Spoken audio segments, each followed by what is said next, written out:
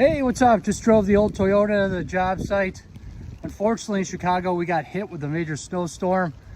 So I'm going to have to clear off the concrete insulating covers. I'm gonna have to clear all the snow off. I'm gonna have to do it the old fashioned way with a broom and a shovel, because there's no way I'm gonna be able to get a snowblower without really messing up the cover.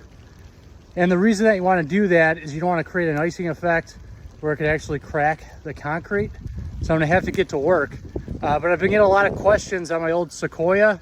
So do you have an old car that you love? I actually feel that old cars are just built better.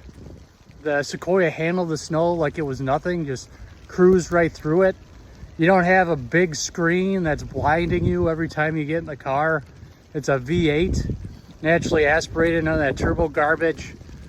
Also, you have a 5-speed automatic transmission. It's not a CVT, so it doesn't feel like you're driving a go-kart. So if you have an old car that you think is better than a new one, let me know in the comments. I'm gonna have to make quick work of this so that the concrete could properly cure.